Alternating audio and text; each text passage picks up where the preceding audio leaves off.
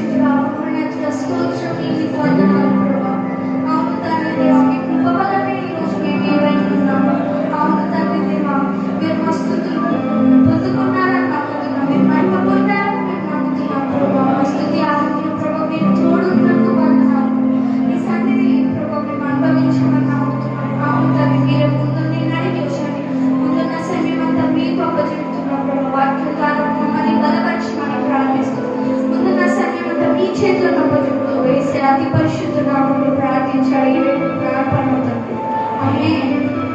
సమయంలో కొద్ది సమయం దేవుని వాక్యాలను మనం బైబిల్ గ్రంథంలో నుండి ధ్యానిస్తాం. ఈ రాత్రికాల సమయంలో మనం ఉపవాస ప్రార్థన యొక్క ప్రాముఖ్యతను గురించి, అసలు ఉపవాసం అంటే ఏంటి, ఉపవాస ప్రార్థన ద్వారా ఏం జరుగుతా ఉన్నది, ఉపవాస ప్రార్థన మనం ఎందుకు చేయాలనేటటువంటి ప్రాముఖ్యమైనటువంటి విషయాలను మనం ధ్యానించబోతున్నాం. తల నుంచి కన్ను మూసుకొని చిన్న ప్రార్థన చేసుకుని మనం దేవుని వాక్యంలోకి ముందుకు వెళ్దాం.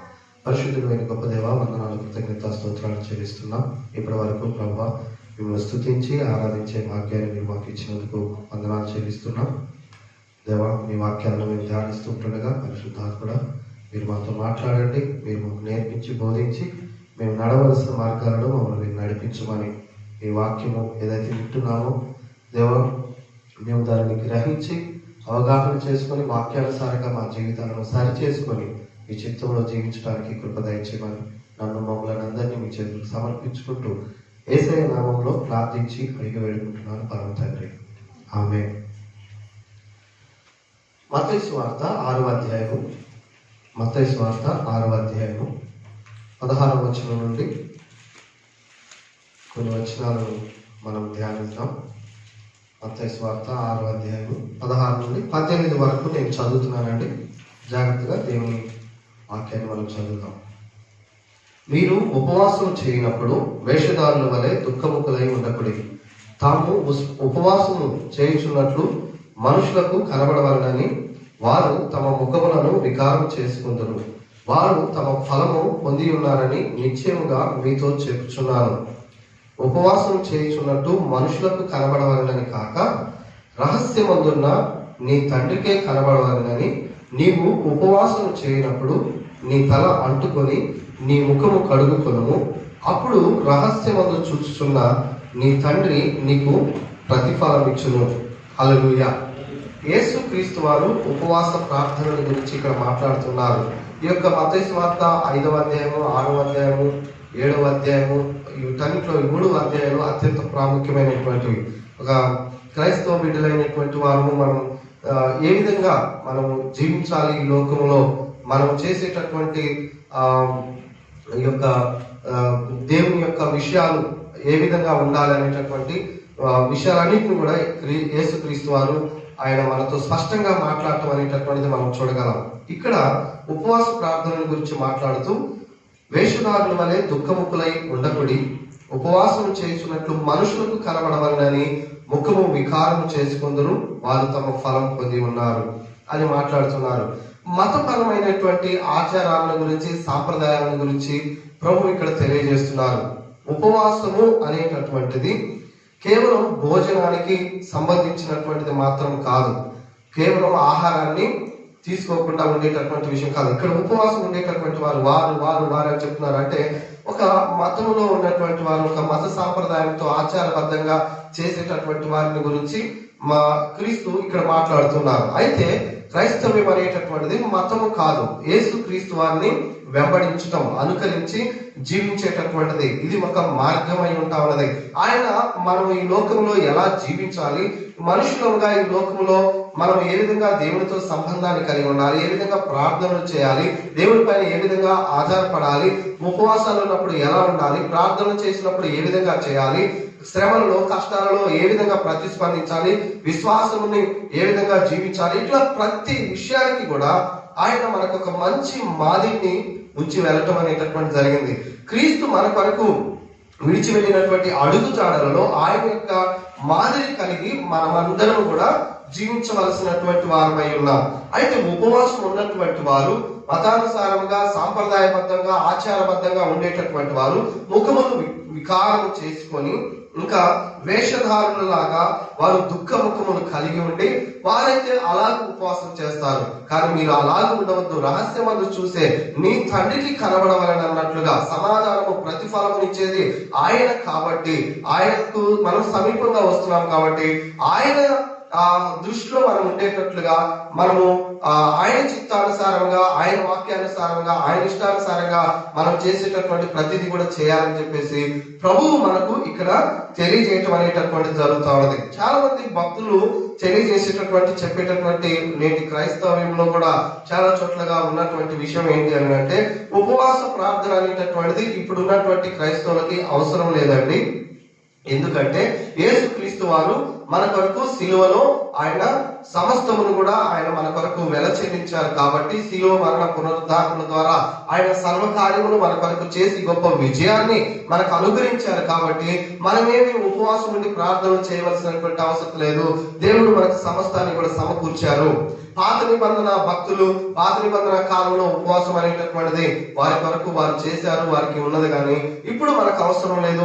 ఎందుకు వరకు అని అంటే, క్రీస్తు శిలువ మరణ పునరుద్ధారణ ద్వారా సర్వకార్యములు చేసి ఆయన మనకు గొప్ప విజయాన్ని చేకూర్చారు కాబట్టి మనకు ఉపవాసం లేదు. అవునండి, యేసు క్రీస్తు వారు, నేను ఒప్పుకుంటాను, యేసు క్రీస్తు వారు కల్వరి శిలువలో మన కొరకు మన పాపముల నిమిత్తమై ఆయన మరణించి తన రక్తం ద్వారా మన పాపాలకు క్షమాపణ అనుగ్రహించి ఈ లోకంలో సమస్త విషయాలపైన ఆయన జయమును అనుగ్రహించినారు. ఆయన అంగీకరించి ఆయనలో జీవించేటటువంటి వారికి జయ జీవితాన్ని ప్రభువు ప్రకటించడం అనేటటువంటి జరిగింది. అయినప్పటికీ కూడా దేవుడు మన కొరకు ఏదైతే ఆయన కార్యములు చేసి ముగించారో, ఆ యొక్క శిలువ మరణముల ద్వారా పునరుద్ధానం ద్వారా మనకి ఏవైతే వాగ్దానాలు చేయబడ్డాయో ఆ వాగ్దానాలు ఏవి కూడా వాటంతటా అవి నెరవేర్చబడవండి. ప్రతి వాగ్దానం కూడా షరతులతో కూడినటువంటిదిగా ఉంటా ఉన్నది.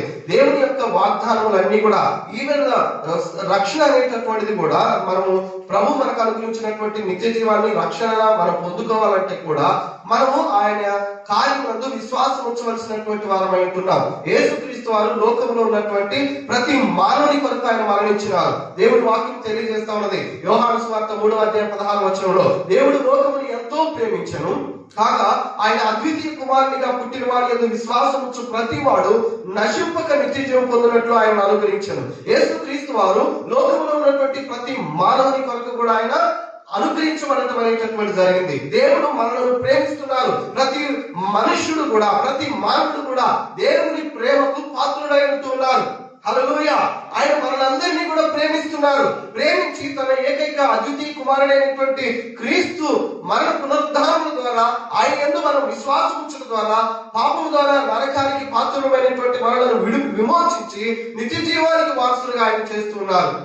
యేసుక్రీస్తు వారు 2000 సంవత్సరాల క్రితం భూమి మీదకి వచ్చి సర్వమానవుని యొక్క పాపము నిమిత్తమై ఆయన శిలువలో మరణించి రక్తం ద్వారా పాపానికి క్షమాపణ అనుగ్రహించి ఆయన మరణం పైన విజయాన్ని పొంది ఆయన యందు విశ్వాసం ఉంచిన వారు రక్షణ పొందినట్లుగా రక్షణను మనకు ఆయన విమోచనను మనకు అందుబాటులోకి తీసుకొచ్చారు. అయితే ఆ విమోచన నీ జీవితంలో నువ్వు అనుభవించాలంటే, ఆ రక్షణను నీ జీవితంలో నువ్వు పొందుకోవాలంటే యేసుక్రీస్తునందు విశ్వాసం ఉంచాలి. ఆమేన్. అందరి కొరకు ప్రభు మరణించినప్పటికీ అందరూ కూడా రక్షణ పొందినటువంటి వారుగా లేరు. సర్వలోకానికి వెళ్ళి సర్వ సృష్టికి సువార్తను ప్రకటించండి. నమ్మి బాప్తిస్మం పొందిన వారు రక్షించబడతారు, నమ్మని వారికి శిక్ష విధించబడుతుంది. ఇక్కడ కండిషన్ ఏంటంటే నమ్ముట. యేసుక్రీస్తు వారు నా పాపముల కొరకు మరణించారు, ఆయన సమాధి చేయబడి 3వ దినమున తిరిగి లేచారని నీవు విశ్వసించి ఆయన నా ప్రభు రక్షకుడని అంగీకరించినప్పుడు ఆ యొక్క గొప్ప రక్షణ నీ జీవితంలో అనుభవిస్తావు. ఆమె అదే విధంగా నీ స్వస్థత కావచ్చు, నీ కుటుంబంలో సమాధానము, శాంతి, నీ జీవితంలో సకల విధములైనటువంటి దేవుని యొక్క ఆశీర్వాదములు, వాగ్దానములు మనం అనుభవించాలి అని అంటే దేవుని యందు విశ్వాసం అనేటటువంటిది చాలా ప్రాముఖ్యమైనటువంటి విషయం. కాబట్టి ప్రతి వాగ్దానములు ప్రభు మనకు అనుగ్రహించినప్పటికీ ఏ వాగ్దానం కూడా దానంతటా అది నెరవేర్చబడదు. నీ జీవితంలో వాగ్దానాలు చేయబడ్డాయి కాబట్టి, దేవుని యొక్క అమూల్యమైన అత్యధికమైనటువంటి వాగ్దానాలు ఉన్నాయి కాబట్టి నీవు ఎలాగంటే అలా జీవిస్తూ అవి నెరవేర్చబడాలి అంటే ఏ వాగ్దానం కూడా ఆ విధంగా నెరవేర్చబడదు. ఆమె కాబట్టి ఈ యొక్క విషయాన్ని ప్రతి క్రైస్తవ విశ్వాసులైనటువంటి వారు తెలుసుకోవాలి. అయితే ఈ యొక్క మరి దేవుని వాగ్దానాల నెరవేర్పు విషయంలో ఉపవాసం యొక్క పాత్ర ఏంటి? క్రైస్తవుల యొక్క జీవితంలో ఉపవాసం అనేటటువంటిది మనకు ఏ విధంగా ఉపయోగపడుతుంది? ఎందుకు మనం ఉపవాసం ఉండాలి? ఉపవాసం అంటే ఏంటి అనే విషయాలను మనం గమనించినట్లయితే, ఉపవాసం అంటే నీకు ఇష్టమైనటువంటి యొక్క ఆహారం, భోజన పదార్థములను కొద్దిగా కానీ లేదా పూర్తిగా కానీ నీవు మానేసి ప్రధానంగా ఉపవాసం అనేటటువంటిది దేవునికి దగ్గరగా వచ్చి జీవించటం అనేటటువంటిది. ఆమె నీకు ఏదైతే ఇష్టంగా ఉంటా ఉన్నదో, ఎక్కువ సమయంలో ఏదైతే నీ జీవితంలో అది తీసుకుంటూ ఉన్నదో, ఆ యొక్క విషయాలన్నింటినీ కూడా ఈ లోకంలో మనము బ్రతకాలంటే మనము పని చేయాలి. మనకు డబ్బు కావాలంటే వెళ్ళి పని చేయాలి. ఎందుకొరకు అని అంటే ఆ వచ్చినటువంటి డబ్బు ద్వారా మనము ఆహారం తీసుకుంటాం. కాబట్టి ఈ యొక్క ఆహారాన్నే నేను పక్కకు పెట్టేసి నేను ఎక్కువ సమయమును దేవునికి దగ్గరగా వచ్చి దేవునితో నేను జీవిస్తాను. ఉపవాసం అనేటటువంటిది దగ్గరగా, వాసము అనేటటువంటిది దగ్గరగా జీవించటము, దగ్గరగా రావటం, దగ్గరగా నివసించటం అనేటటువంటిది. హల్లెలూయా. కాబట్టి ప్రియమైనటువంటి దేవుని బిడ్డలారా, ఉపవాసం అనేటటువంటిది మనకు ఇష్టమైనటువంటి ఆహారం అంతటిని కూడా కొంచెంగా లేదా పూర్తిగా నువ్వు పక్కకు పెట్టేసి ఎక్కువ సమయం అనేటటువంటిది దేవునికి దగ్గరగా వచ్చి ప్రార్థన ద్వారా, వాక్యం ద్వారా ఆయనతో సహవాసం చేయటం అనేటటువంటిది, ఆయనతో ఉండుటకు నీవు ఇష్టపడటం అనేటటువంటిది. కానీ ఈ యొక్క సాంప్రదాయం అనేటటువంటిది, ఆచారాలు అనేటటువంటివి మనకు నేర్పించినటువంటి విషయాలు ఏంటంటే, ఈ యొక్క ఉపవాసం అంటే, ఒక పొద్దులు అంటే ఆహారం పక్కకు పెట్టేసి ఆహారం తినకుండా ఉండటం మాత్రమే. ఆహారం తినకుండా ఉంటే అదే ఉపవాసం. భోజనం చేయకుండా, ఆహారం తినకుండా నేను మంగళవారం ఉన్నాను, నేను గురువారం ఉన్నాను, నేను శుక్రవారం ఉపవాసం ఉన్నానని అన్ని పనులకు వెళుతూ దేవుని దగ్గర ప్రార్థనలో, వాక్యంలో సమయాన్ని గడపకుండా, అసలు కొంతైనా దేవునికి దగ్గరగా రాకుండా నీవన్నీ భోజనం మానేసి మిగతా అన్ని కార్యక్రమాల్లో నిమగ్నమై ఉండటం అనేటటువంటిది ఏ మాత్రం కూడా ఉపవాసానికి సంబంధించినటువంటి విషయం కాదు. నీ ఉపవాసం ఉన్నప్పుడు ఈ లోకంలో ఉన్నటువంటి ఆ పనులు, ప్రాముఖ్యతలు, ఇతరమైనటువంటి విషయాలన్నిటినీ కూడా పక్కగా పెట్టేసి దేవునికి దగ్గరగా వచ్చి దేవునితో నీవు జీవించటం, దేవునితో నివసించటం అనేటటువంటిది ప్రాముఖ్యమైనటువంటి విషయం. నూతన నిబంధనలో మనం గమనించినట్లయితే మన ప్రభు రక్షకుడైనటువంటి యేసు క్రీస్తు వారు 40 రోజులు ఆయన ఉపవాసం ఉన్నారండి. చూద్దాం రండి. లూకాసు వార్త 4వ అధ్యాయము, మత్తయి సువార్త 4వ అధ్యాయంలోను, లూకాసు వార్త 4వ అధ్యాయంలో కూడా ప్రభువు ఆయన బాప్తిస్మం తీసుకున్న తర్వాత ఆయన పరిచర్య ప్రారంభానికి ముందుగా మనం గమనించినట్లయితే ఆయన ఉపవాసం ఉన్నట్లుగా మనం చూడగలం. 4వ అధ్యాయము లూకాసు వార్త 1వ వచనం నేను చదువుతున్నాను. యేసు పరిశుద్ధాత్మ పూరుడై యోర్దాను నది నుండి తిరిగి వచ్చి 40 దినములు ఆత్మ చేత అరణ్యంలో నడిపింపబడి అపవాది చేత శోధింపబడుచుండెను.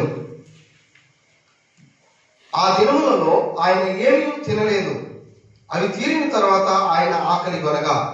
ప్రియమైన దేవుని బిడ్డలారా, ఇక్కడ యేసుక్రీస్తు వారు తన యొక్క పరిచర్య, ఆయన ఎందుకొరకైతే భూమి మీదకి వచ్చారో ఆ యొక్క కార్యంలో ఆయన ఆ పరిచర్యలో కొనసాగక ముందు ఆయన ఉపవాసం ఉన్నట్లుగా మనం చూస్తున్నాం. 40 పగళ్ళు 40 రాత్రులు ఆయన ఉపవాసం ఉన్నారంట. దేవుని ఆత్మ చేత ప్రేరేపించబడి ఆయన ఆ యొక్క అరణ్యంలోనికి నడిపించబడ్డారు. ఆ దినములలో ఆయన ఏమీ తీసుకోలేదు. 40 పగళ్ళు 40 రాత్రులు కూడా ఆయన తినలేదు, తాగలేదు అనేటటువంటి విషయాన్ని ఇక్కడ మనం స్పష్టంగా చూస్తున్నాం. ఉపవాసం అనేటటువంటిది మనం ఏదో కార్యములు జరగాలి కాబట్టి, లేకుంటే ఏదో దాని కొరకు మనం ఉండటం అనేటటువంటిది కాదు. చాలాసార్లు చెప్తుంటారు దేవుని ఆత్మ చేత నడిపించబడ్డారు ఆయన. హల్లెలూయా. అదేవిధంగా 40 రోజులు ఉపవాసం ఉన్న తర్వాత మనం ఇక్కడ గమనించినట్లయితే 14వ వచనంలో మనం చూస్తే, అప్పుడు యేసు ఆత్మ బలముతో గలిలయకు తిరిగి వెళ్ళెను. హల్లెలూయా. ఈ 40 రోజులు ఉపవాసంలో, ప్రార్థనలో ఆయన ఉన్న తర్వాత ఆయన మనుషులకు, లోకులకు, సమస్తమైనటువంటి విషయాలకు అన్నిటికీ కూడా దూరంగా ఉంటూ ఆయన అరణ్యంలోనికి వెళ్ళి ఒంటరిగా తండ్రితో ఉపవాస ప్రార్థనలో సమయాన్ని గడుపుతూ ఆత్మ చేత ఆయన నింపబడుతూ నడిపించబడుతూ ఉన్నారు. ఇక్కడ మనం గమనించినప్పుడు 14వ వచనంలో ఆయన తిరిగి పరిచర్య ప్రారంభంలోనికి ఆయన వస్తూ ఉన్నప్పుడు ఆత్మ బలము చేత ఆయన గలిలయలోనికి రావడం జరుగుతా ఉంది. హల్లెలూయా. ప్రియమైన దేవుని బిడ్డలారా, ఆయన శరీరంలో ఆకలి కొన్నారు, శరీరంలో నీరసిల్లారు, శరీరము బలహీనపరచబడదేమో, కానీ ఆత్మ బలము చేత ఆయన నింపబడటం జరిగింది. ఇక్కడ మనం ఉపవాసం ద్వారా మనం ఎందుకు ఉపవాసం ఉండాలి? ఉపవాసం ద్వారా మనం ఏం నేర్చుకుంటున్నామంటే, నీవు శరీరంలో నిన్ను తగ్గించుకుంటూ శరీరముకు ఇష్టమైనటువంటి ఈ యొక్క విషయాలన్నింటినీ కూడా నీవు పక్కకు పెట్టేసి నీవు ఆత్మను బలపరుచుకోవటం కొరకు, ఆత్మలో అభివృద్ధి పరచబడటం కొరకు, ఆత్మలో కట్టబడటం కొరకు ఏం చేస్తున్నావు అంటే నువ్వు ఉపవాసం ఉంటున్నావు. తద్వారా నీవు అన్నిటికీ కూడా దూరంగా ఉంటూ దేవునికి దగ్గరగా వచ్చినప్పుడు, దేవుని స్వరాన్ని వింటూ, దేవుని సన్నిధిలో ప్రార్థన చేస్తూ, వాక్యంలో ధ్యానిస్తూ, ఆయనతో సమయాన్ని గడుపుతూ ఉంటుండగా నీ యొక్క అంతరంగ పురుషుడు, ఆత్మ పురుషుడు నీవు ఆత్మలో కట్టబడటము, అభివృద్ధి చెందటం అనేటటువంటిది, ఆ ఆత్మలో నీవు సున్నితపరచబడటం అనేటటువంటి జరుగుతుంది. తద్వారా ఏం జరుగుతుంది? ఆ తర్వాత మనం గమనించినప్పుడు యేసుక్రీస్తు వారి యొక్క జీవితంలో ఆ యొక్క ఉపవాస ప్రార్థనలు ఉన్న తర్వాత అక్కడ మనం చూస్తున్నాం, అపవాది శోధిస్తాడు. ఈ లోకంలో నీకు, నాకు, మనకందరికి కూడా ఒక శత్రువు ఉంటా ఉన్నాడు. ఎవరు ఆ శత్రువు? మనకందరికి తెలుసు, దేవుని వాక్యం అంటుంది, ఏ శరీరంలో మీ యొక్క శత్రువులు కాదు, కానీ ఆ యొక్క అపవాది, సాతాను. పేతురు రాసినటువంటి పత్రికలో కూడా మనం చూడగలం, మీ విరోధి అయినటువంటి అపవాది గర్జించు సింహం వలె ఎవరిని మింగుదురా. అపవాది శోధించాలని, నిన్ను పాపంలోనికి, లోకంలోనికి నిన్ను పడద్రోయాలని, నిన్ను దేవుని యొక్క ప్రణాళికలో నుంచి వేరు చేసి నిత్య నాశనానికి గురి చేయాలని నిన్ను శోధిస్తూ ఉంటుండగా, ఆ యొక్క అపవాది యొక్క శోధనలను మనం విజయవంతంగా జయించాలి అని అంటే నీవు ఆత్మలో అభివృద్ధి పరచబడి ఉండాలి, ఆత్మలో నీవు పరిణతి చెందినటువంటి వ్యక్తిగా ఉండాలి, ఆత్మలో నీవు కట్టబడినటువంటి వ్యక్తిగా ఉండాలి. యేసుక్రీస్తు వారు ప్రతి విధమైనటువంటి శోధనను ఆయన జయించారు. ఆయన అన్ని విషయాల్లో శోధించబడ్డారు, కానీ పాపం లేనటువంటి వారుగా ఉంటున్నారు. ఈ యొక్క ఉపవాస ప్రార్థన ద్వారా ఆయన శోధనను జయించి జీవించడం అనేటటువంటిది మనం చూస్తున్నాం. అదేవిధంగా బైబిల్ గ్రంథంలో మనం ఇంకను గమనించినప్పుడు భక్తులైనటువంటి వారు అనేకులు ఉపవాసం ఉండటం అనేటటువంటిది మనం చూడగలం. నూతన నిబంధనలో అపోస్తలులు వారందరూ కూడా ఉపవాస ప్రార్థనలు చేయటం అనేటటువంటిది, ఎక్కువగా దేవుని సన్నిధిలో సమయాన్ని గడపటం అనేటటువంటిది మనం చూడగలం. అపోస్తలుడైనటువంటి పౌలు గారు కూడా కొరింథీయులకు రాసినటువంటి మొదటి పత్రిక 9వ అధ్యాయంలో 25 నుండి 27 వరకు, ఇంకా అనేకమైనటువంటి చోట్ల గలతీయులకు రాసినటువంటి పత్రికలోను ఆయన చెబుతూ శరీర కార్యములు, అదేవిధంగా ఆత్మ ఫలములు అనేటటువంటి విషయాన్ని తెలియజేస్తూ, శరీరము ఆత్మకు, ఆత్మ శరీరములకు వ్యతిరేకముగా పనిచేస్తూ ఉన్నాయి. అయితే ఈ యొక్క శరీర క్రియలను మనం జయించాలి అని అంటే ఆత్మ చేత నువ్వు నడిపించబడాలని ఆయన మనకు బోధిస్తున్నారు. హల్లెలూయా.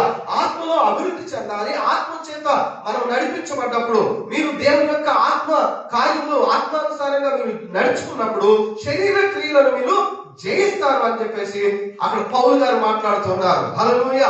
ఈ జీవితంలో ఏదైనా సమస్యలో, శ్రమలో, అదేవిధంగా ఏదైనా శోధనలో, పాపంలో ఉంటూ దాన్ని నేను జయించాలి. పౌలు గారు అంటారు, నేను ఏదైతే చేయాలనుకుంటున్నానో అది చేయలేకపోతున్నాను. అంటే మన శరీరము మనకు వ్యతిరేకంగా పనిచేయటం అనేటటువంటి జరుగుతుంది. మన శరీరము దేవుని యొక్క వాక్యానికి వ్యతిరేకంగా మనల్ని ప్రేరేపించటము జరుగుతూ ఉన్నది. అయితే దీన్ని మనం జయించాలి అని అంటే ఉపవాస ప్రార్థన. ఆయన అంటున్నారు, నా శరీరాన్ని అందుకొరకు నేను నలగగొట్టుకుంటూ నా ఆత్మకు దానిని నేను లోపరుస్తున్నాను అంటారు. హల్లెలూయా.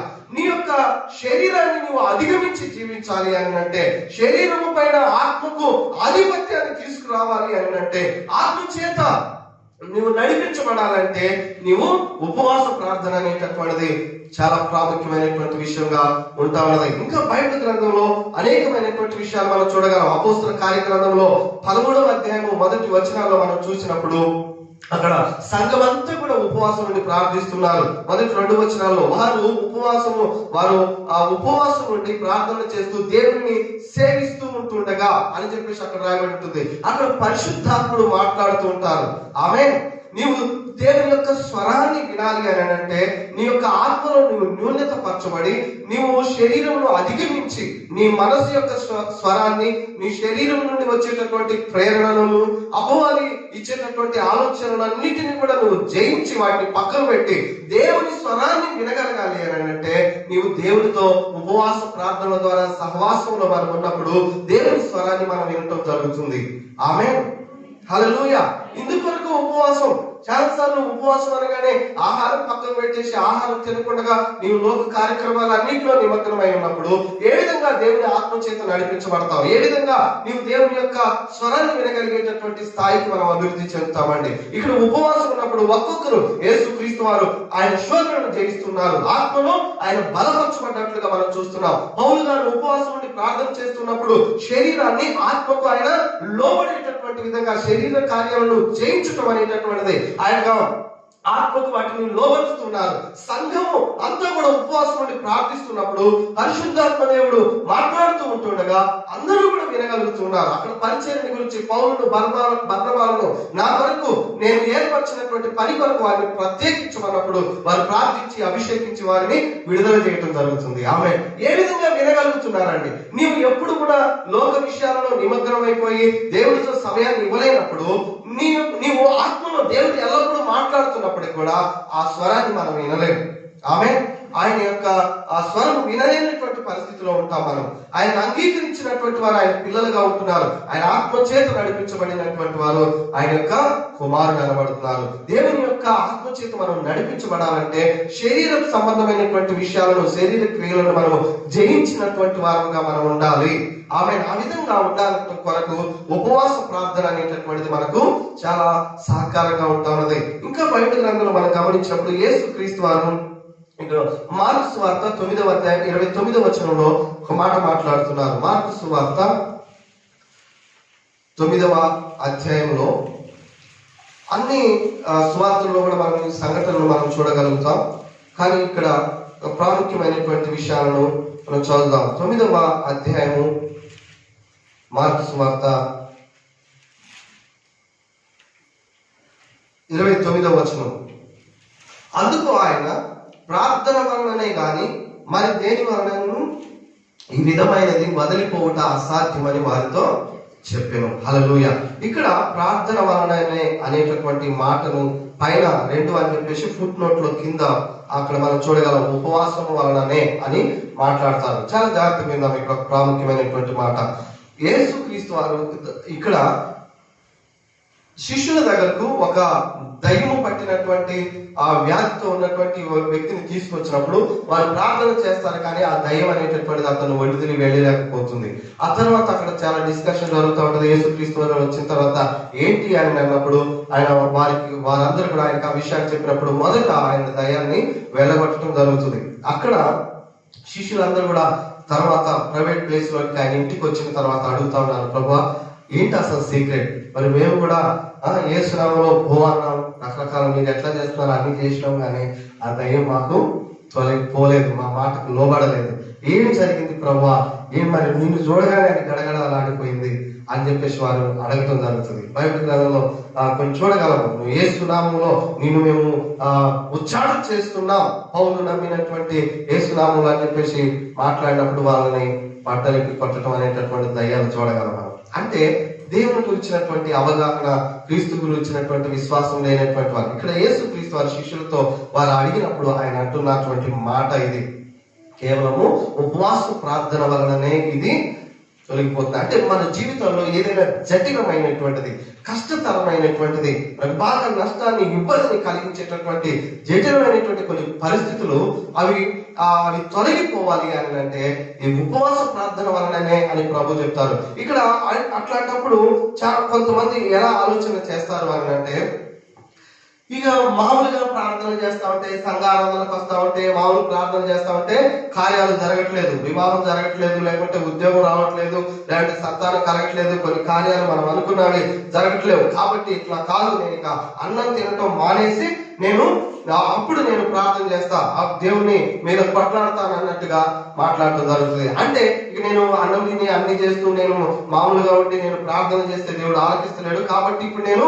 అన్నం తినకుండా అన్నం పక్క పెట్టేసి దేవుని మీద స్ట్రైక్ చేస్తా అన్నట్లుగా మాట్లాడుతుంటారు. దానిని హంగర్ స్ట్రైక్, అది నిరాహార దీక్షగా ఉంటా ఉన్నది. అంటే ఇక్కడ నువ్వు అన్నం తినకుండా కడుపు మార్చుకొని నీవు వచ్చి ఏడవటం ద్వారా దేవుడు కనికరించేటటువంటి వాడు కాదు. ఇక్కడ మనం ఇదే అధ్యాయంలో 19వ వచనంలో మనం చదివినప్పుడు అక్కడ ప్రభు అంటారు, వారంతా కూడా ఆ విషయాన్ని ఆయనకి ఎక్స్ప్లెయిన్ చేసిన తర్వాత ప్రభు అన్నటువంటి మాట ఏంటంటే, విశ్వాసం లేని మూర్ఖతరం ద్వారా. చదవండి ఆ మాట, 9వ అధ్యాయము 19వ వచనం చదవండి ఒకసారి.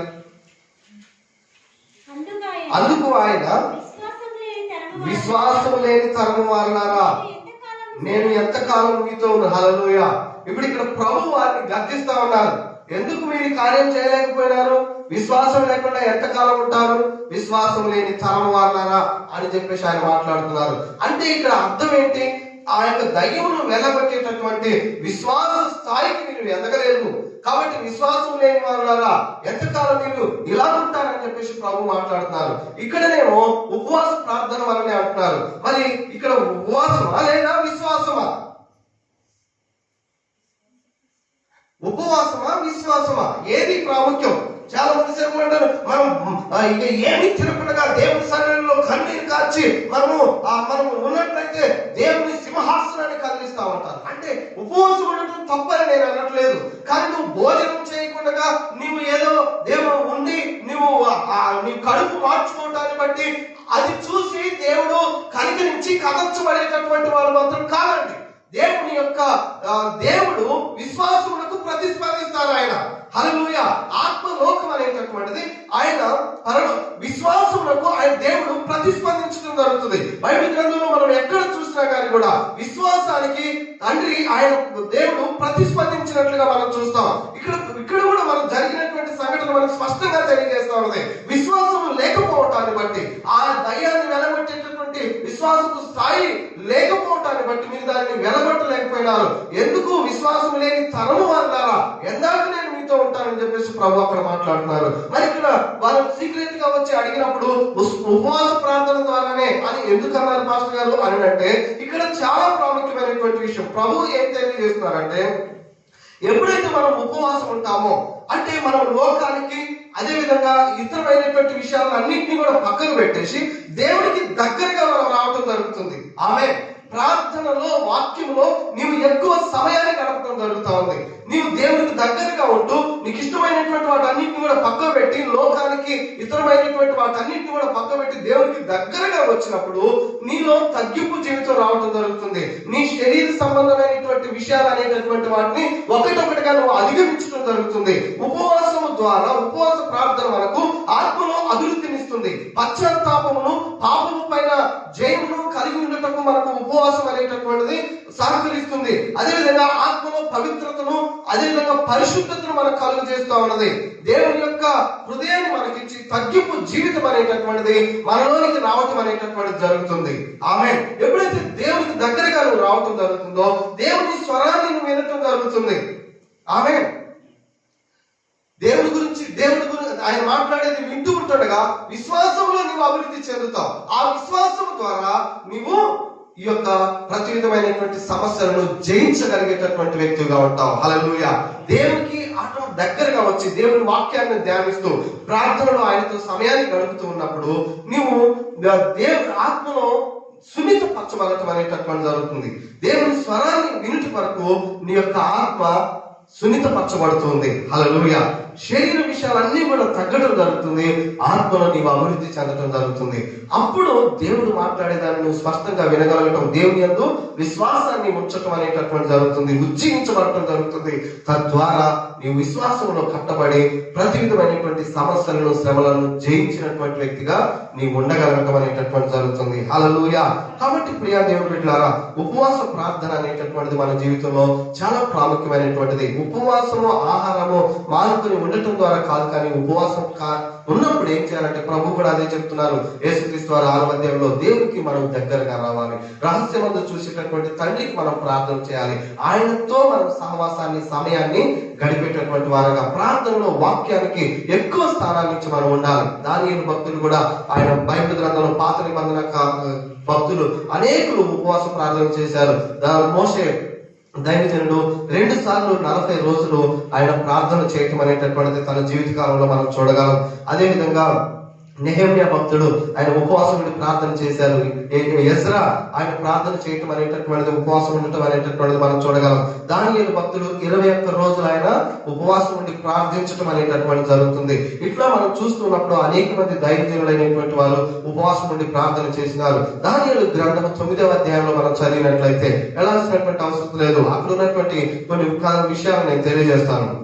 9వ అధ్యాయంలో ఆయన బైబిల్ గ్రంథాన్ని చదువుతూ, ఆయన గ్రంథములను ధ్యానిస్తూ, గ్రంథములను విప్పి గ్రంథాలని చదువుతూ ఉంటుండగా ఆయనకు ఒక దేవుని యొక్క వాగ్దానం బయటపడుతుంది. ఏంటి అని అంటే, ఇశ్రాయేల్ ప్రజలైనటువంటి వారు చెరలో ఉన్నటువంటి, బానిసత్వంలో ఉన్నటువంటి ఆ కాలం అనేటటువంటిది ముగించబడ్డది. ఇక వారికి విడుదల కలిగేటటువంటి పరిస్థితి వచ్చింది. ఇశ్రాయేలు అయినటువంటి వారు, జాగ్రత్తగా వినండి, ఇశ్రాయేలు అయినటువంటి వారు విశ్రాంతి దినం అనేటటువంటి దాన్ని అనుకరించక వారి భూమిని అంతటి కూడా పండించేటటువంటి కార్యక్రమాలను బట్టి దేవుడు చెప్పారు, భూమికి కూడా 7 సంవత్సరాల తర్వాత మీరు పండించుకొని 6 సంవత్సరాలు పండించుకొని 7వ సంవత్సరము విశ్రాంతిని ఇవ్వండి అని చెప్పినటువంటిది ధర్మశాస్త్రంలో ఉన్నటువంటి ఆదేశం. అయితే వీరు ఆ యొక్క 7వ సంవత్సరం కూడా పండించటాన్ని బట్టి ఈ యొక్క ఇశ్రాయేల్ అయినటువంటి వారిని, వీరందరినీ కూడా ఆయన శత్రు దేశాలకు బానిసలుగా అప్పగించేసి ఈ భూమికి ఆయన విశ్రాంతిని ఇవ్వటం జరుగుతుంది. ఆమె ఎన్ని సంవత్సరాలు? 70 సంవత్సరాలు. ఇర్మియా గ్రంథం 29వ అధ్యాయంలో ఈ మాటలు రాయబడి ఉంటాయి. కాబట్టి మిమ్మల్ని గురించినటువంటి సంగతులు నేను ఎరుగుదును, మీరు ఇక్కడే ఉండండి, అవి సమాధానకరమైనటువంటివి, నిరీక్షణతో కూడినటువంటివి. మీరు బానిసలుగా ఇక్కడ ఉంటారు, ఇల్లు కట్టుకోండి, వివాహం చేసుకోండి, 70 సంవత్సరాల తర్వాత నేను మీకు విమోచన కలుగజేస్తాను ఇక్కడ నుంచి అని చెప్పేసి దేవుడు మాట్లాడతారు. ఆమేన్. దీని వల్ల మనం చాలా విషయాలు నేర్చుకోవచ్చు, కానీ మనలో పక్కకు వెళ్ళిపోవడం జరుగుతుంది. అయితే ఈ యొక్క గ్రంథాన్ని ఆయన చదువుతూ ఉంటుండగా దేవుడు చేసిన వాగ్దానం ఏంటంటే, ఈ 70 సంవత్సరాల తర్వాత నేను మిమ్మల్ని విమోచిస్తాను అనేటటువంటి ఆ యొక్క వాగ్దానాన్ని దానియేలు భక్తుడు చదవటం జరుగుతుంది. ఆమేన్. ఇక్కడ మనం తెలుసుకోవాల్సిన సత్యం ఏంటంటే, దేవుని వాక్యాన్ని చదవటం ద్వారా దేవుని వాగ్దానాల గురించి, దేవుని యొక్క ప్రణాళికలను గురించి, దేవుని యొక్క చిత్తాన్ని నువ్వు తెలుసుకోవటం జరుగుతుంది. ఆమేన్. దేవుని వాక్యం ఈ దానియేలుకి ఏ విధంగా ఈ విషయం తెలియపరచబడ్డది అంటే, దేవుని గ్రంథమైనటువంటి బైబిల్ గ్రంథం చదవటం ద్వారానే. అప్పట్లో పూర్తి బైబిల్ గ్రంథం అనేటటువంటిది లేదు, కానీ రాయబడినటువంటి ఇర్మియా గ్రంథాన్ని ఆయన చదువుతున్నారు. చదువుతూ ఉంటుండగా దేవుడు తన ప్రజల కొరకు చేసినటువంటి వాగ్దానము ఆయన కళ్ళబడటం, ఆయన రావడం జరుగుతుంది. వెంటనే ఇది విన్న తర్వాత ఇది విమోచించబడేటటువంటి సమయం, ఇది బానిసత్వం నుంచి బయటకు వచ్చేటటువంటి పరిస్థితి. కాబట్టి దేవుని సన్నిధానానికి వెళ్ళి ఆయన ప్రార్థన చేస్తా ఉన్నారు. 21 రోజులు ఆయన దేవుని సన్నిధిలో కూర్చుండి దుఃఖపడుతూ, ఆయన ఉపవాసం ఉండి ఏడుస్తూ, ఆయన కన్నీళ్లతోటి దేవునికి ప్రార్థన చేస్తారు. తన ప్రజల పాపాలను ఒప్పుకుంటూ, తన పాపాలను ఒప్పుకుంటూ దేవుని సన్నిధిలో ప్రార్థిస్తూ ఉంటుండగా మొదటి రోజే ఆ ప్రార్థన దేవుని సన్నిధికి వెళ్తుంది. హల్లెలూయా. అదే 9వ అధ్యాయంలో ఆఖరి వచనాల్లో మనం చూడగలం. అయితే ఆయన మొదటి రోజే సమాధానం వెళుతాం, దేవుని దగ్గర నుండి ప్రార్థన దేవుని దగ్గరికి వెళ్ళింది, దేవుని దగ్గర నుండి సమాధానం కూడా రావటం జరిగింది. కానీ ఆ సమాధానము దానియేలు దగ్గరకు రావటం కొరకు గాబ్రియల్ అనేటటువంటి దూత ఆ యొక్క సమాచారాన్ని తీసుకురావటం కొరకు 21 రోజుల సమయం పడుతుందండి. అక్కడ గాబ్రియల్ దూత ఎక్స్ప్లెయిన్ చేస్తుంది, నీవు ప్రార్థించినటువంటి నీవు మొదటి దినముననే నీ ప్రార్థన దేవుని సన్నిధానానికి వచ్చింది. ఆ రోజునే ఆయన నన్ను ఈ సమాధానం నుంచి పంపించారు. కానీ మధ్యలో పారసీకుల రాజు అయినటువంటి అని ఉపమాన రీతిగా చెబుతూ ఆ యొక్క అపవాది యొక్క ఆటంకాలు, శత్రువుల యొక్క అడ్డంకులు అనేటటువంటివి అక్కడ రావటం జరుగుతుంది. నేను ఎంతగా ప్రార్థిస్తున్నానో అంతగా అక్కడ దేవుని యొక్క దూత బలం పొందుకొని ఆ శత్రువులను జయించడం జరుగుతుంది. వాటిని జయించి అడ్డంకులన్నింటినీ కూడా తొలగించుకొని ఆ సమాధానం తీసుకొని ఆయన దగ్గరకు రావటం వరకు 21 రోజులు పడుతుందండి. ప్రియా దేవుని బిడ్డలారా, ఇక్కడ ఆత్మీయ సత్యాన్ని మనం తెలుసుకోవాలి. There is a force to attack. మనలను అడ్డగించేటటువంటి, మనలను ఆటంకపరిచేటటువంటి, మనం ప్రోగ్రెస్ లోనికి వెళ్ళకుండా, మనం ఆధ్యాత్మిక జీవితంలో ముందుకు ఎదగకుండా, మన జీవితంలో జరగవలసినటువంటి కార్యాలు జరగకుండా మనలను ఆటంకపరిచి దేవుని ప్రణాళికలు, దేవుని చిత్తం నెరవేర్చబడకుండా అడ్డుపడేటటువంటి అపవాది యొక్క శక్తులు మనకుంటూ ఉన్నాయి. మనకంటూ ఒక శత్రువు ఉన్నాడు, ఒక విరోధి ఉన్నట్టు అనేటటువంటి జరిగింది. ఈ విరోధి తోటి మనుషులైనటువంటి వారు కాదు, మనం పోరాడినది శరీరంతో కాదు, వాయుమండల దురాత్మల సమూహంతోటి, అధికారులతోటి. ఈ విధంగా మనం ఎఫెసీ పత్రిక 6వ అధ్యాయంలో మనం చూడగలం. సాతానుతోటి మన యొక్క పోరాటం, వారి యొక్క అనుచరులు, వారి యొక్క దూతలతోటి మన యొక్క పోరాటం. అంటే ఒకవేళ నువ్వు ప్రార్థన చేయకుండా దేవుడే కార్యాలు చేసేస్తారులే, దేవుడు వాగ్దానాలు చేశారు, ఆశీర్వాదాలు అని చెప్పేసి ఏదో సంఘానికి వెళ్ళేసి నేను ఇంత ప్రార్థన చేసుకొని ఆమెలని ఇంత కాలికేసి వచ్చేస్తే అవే పడతాయంటే ఇక్కడ చాలా పొరపాటు అండి. ఎందుకు చాలా మంది క్రైస్తవ జీవితాల్లో దేవుని వాగ్దానాల నుండి, దేవుని ఆశీర్వాదాల నుండి, దేవుని ప్రణాళిక నుండి అవి నెరవేర్చబడలేకపోతున్నాయంటే మనము ప్రార్థించలేకపోతున్నాం, మనము ఉపవాసం ఉండలేకపోతున్నాం. దేవునికి దగ్గరగా వచ్చి దేవుని ఉద్దేశాలు, దేవుని ప్రణాళికలు తెలుసుకోలేకపోతున్నాం. మనం వాటన్నిటిని తెలుసుకొని అవి నెరవేర్చబడటం కొరకు మనం వంతుగా మనం చేయవలసిన కార్యాలను మనం చేయలేకపోతున్నాం. అవునండి, ప్రభువు మన కొరకు ఏమేమి చేయాలో, మనకి ఏమేమి ఇవ్వాలో అవన్నీ కూడా ఆత్మలోకంలో ఆయన చేసి ముగించేశారు. హల్లెలూయా. నువ్వు ఇప్పుడు ప్రార్థన చేస్తే నీ భక్తుని ఇప్పుడు ఆయన ప్రిపేర్ చేయరు. నీవు ఇప్పుడు ప్రార్థన చేస్తే ఆ యొక్క స్థలాన్ని, ఆ యొక్క గృహాన్ని దేవుడు నీ కొరకు ఇప్పుడు సిద్ధపరచడు. ఆల్రెడీ అవన్నీ కూడా ఆత్మ సంబంధమైనటువంటి ప్రతి ఆశీర్వాదం కూడా మనకు అనుగ్రహించబడింది. అయితే ఆ వాగ్దానాలు, ఆ ఆశీర్వాదాలు నీ కుటుంబంలో, నీ బిడ్డల జీవితాల్లో, నీ యొక్క వ్యక్తిగత జీవితంలో నెరవేర్చబడాలి అంటే ఆ వాగ్దానాలన్నింటినీ కూడా నిజ రూపం తీసుకురావాల్సినటువంటి బాధ్యత నీ పైన, నా పైన ఉంటా ఉన్నది. ఇది ఏ విధంగా దానియేలు ఇశ్రాయేలు ప్రజలకు విమోచన ఆల్రెడీ ఆ సమయం వచ్చేసింది. ఇప్పుడు వారు విడుదల పొందాలంటే దేవునికి ఒక వ్యక్తి కావాలి, ప్రార్థించే వ్యక్తి. ఆ వాగ్దానాలను తెలుసుకొని దేవుని సన్నిధిలో అపవాది యొక్క ఆ ఆటంకాలకు, అడ్డులను ఎదిరించగలిగేటటువంటి ప్రార్థన పోరాటాన్ని చేసేటటువంటి ఒక భక్తుడు ఆయనకు కావాలి. ఆమేన్. అలా ప్రార్థన చేసిండు కాబట్టి ఆయన ఇశ్రాయేలు ప్రజలైనటువంటి వారికి ఆ తర్వాత మనం చూడగలం గొప్ప విమోచన అనేటటువంటిది కలుగుతుంది. ఆ తర్వాత దేవుడు తన మొదటి, రెండవ రాకడ గురించినటువంటి గొప్ప గొప్ప ప్రత్యక్షతలు ఆయనకు తెలియజేయడం జరుగుతుంది. చాలా సార్లు అనుకుంటున్నా కావచ్చు, అందరి జీవితాల్లో కార్యాలు అవుతున్నాయి, మరి నా జీవితంలో ఎందుకు కార్యం జరగట్లేదు, లేదా నా బిడ్డల జీవితంలో ఎందుకు మేలు జరగట్లేదు? దేవుడు ఎన్నో వాగ్దానాలు ఇచ్చారు, మాకు ఎన్నో ప్రామిసులు చేయబడ్డాయి, ఎంతోమంది దైవజనులు ప్రవచించినారు. బైబిల్ గ్రంథంలో నేను ధ్యానిస్తుండగా ఎన్నో వాక్యముల ద్వారా దేవుడు నాతో మాట్లాడారు. మరి అవన్నీ ఎందుకు జరగట్లేదండి? ఎందుకు నాకే శ్రమలు, ఎందుకు నా కుటుంబంలోనే? ఇవంటే నీ ప్రార్థన జీవితాన్ని నువ్వు పరిశీలన చేసుకో. దానియేలు భక్తుడు అవన్నీ కూడా పక్కకు పెట్టేసి ఆయన చేస్తున్నటువంటి పని ఏంటంటే దేవుని సన్నిధిలో మోకరించి 21 రోజులు కదలకుండా కన్నీళ్లతోటి, ఉపవాసములతోటి ప్రార్థన చేస్తా ఉంటే ఆ ప్రార్థన ధూపంలాగా దేవుని సన్నిధికి వెళ్తా ఉంది. హల్లెలూయా. ఆ ప్రార్థనను, ఆ సమాధానాన్ని తీసుకొని వస్తుంటే ఆ సమాధానం రావద్దు, వీళ్ళు ఆశీర్వదించబడద్దు, వీళ్ళు బానిసలుగానే ఉండాలి, వీళ్ళు బంధకాలనే ఉండాలి, దేవుని యొక్క ప్రత్యక్షత, దేవుని యొక్క వాగ్దానాలు వీళ్ళు ఎరగకూడదని చెప్పేసి అపవాది అక్కడ వాయుమండలంలో ఆటంకపరుస్తూ అక్కడ పోరాటం చేస్తా ఉంది. గాబ్రియేలు దూత ఈయన చేసేటటువంటి ప్రార్థన శక్తిలాగా ఆయనకి అందటాన్ని బట్టి ఒకరోజు ప్రార్థన చేసి ఒకవేళ నిద్రపోయినట్లయితే ఆ సమాధానం అటే పోతుండే కావచ్చు. ఈ దినంలో ఎంతో మంది నిద్రపోతులుగా ఉండటాన్ని బట్టి మెలకువగలిగి, అందుకే ప్రభు చెప్పారు, మెలకువగలిగి ప్రార్థన చేయండి. హల్లెలూయా. శోధనలో పడిపోకుండా ప్రార్థన చేయండి. ప్రతి సమయంలోనూ ఆత్మ సంబంధమైనటువంటి ఆ యొక్క ఆయుధములు చేతపట్టి మీరు ప్రార్థన చేస్తూ మెలకుగా ఉండండి ప్రభు ఎందుకు హెచ్చరిక చేస్తున్నారండి? దినాల్లో క్రైస్తవులుగా మనం ప్రార్థన చేయలేకపోతున్నాం. కొద్ది సమయమైనా, కొన్ని గంటలన్నా దేవుని సన్నిధిలో సంఘములుగా మనం కూడుకొని ప్రార్థన చేయలేకపోతున్నాం. దానిని బట్టే దేవుని ఆ నూతన ఆత్మను రక్షించబడలేకపోవటం, సమస్యల నుంచి విడుదల పొందలేకపోవటం, ప్రజలు ఇవన్నీ కూడా జరుగుతున్నాయి. దేవుడు ఎప్పుడు కూడా సిద్ధంగా ఉన్నారండి నా జీవితాల్లో కార్యాలు చేయడం కొరకు, మనల్ని విడిపించడం కొరకు, మనల్ని ఆశీర్వదించడం కొరకు, తన ప్రణాళికలు మన జీవితంలో నెరవేర్చడం కొరకు ప్రభు సిద్ధంగా ఉన్నారు. అయితే నీవు, నేను, మనం కూడా సిద్ధపడాలి. దేవుని సన్నిధిలోనికి వెళ్ళి మనం దేవునికి దగ్గరగా వచ్చి దేవుని స్వరాన్ని వింటూ మనం ప్రార్థన, ఉపవాసం ఉండటం ద్వారా మనం ఆత్మలో మనం సున్నితపరచబడి ఆత్మలో అభివృద్ధి పరచబడటం అనేటటువంటిది, విశ్వాసంలో ఎదగటం, ప్రార్థన ద్వారా మనము విశ్వాసంలో కట్టబడటం అనేటటువంటి జరుగుతుంది. తద్వారా దేవుని యొక్క అద్భుతాలు, ఆశీర్వాదాలు మనము అనుభవిస్తాం. ఆమేన్. దేవుని బిడ్డలారా, నీ జీవితంలో ఏదైనా ఎంతో కాలంగా జరగనటువంటి విషయం, ఏదో నిన్ను అడ్డుకుంటున్నట్టుగా, ఏదో నిన్ను ఆటంకపరుస్తున్నట్లుగా ఉన్నట్లయితే you better to fast and pray. ఉపవాసం ఉండి నువ్వు దేవుని సన్నిధిలో ప్రార్థించు. ఖచ్చితంగా నీ జీవితంలో దేవుని కార్యాలను నువ్వు అనుభవిస్తావు.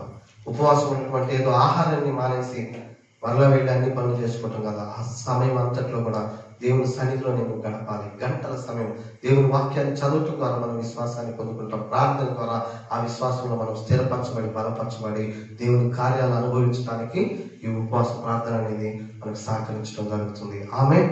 హల్లెలూయా. దేవుడి మాటలు దీవించును గాక.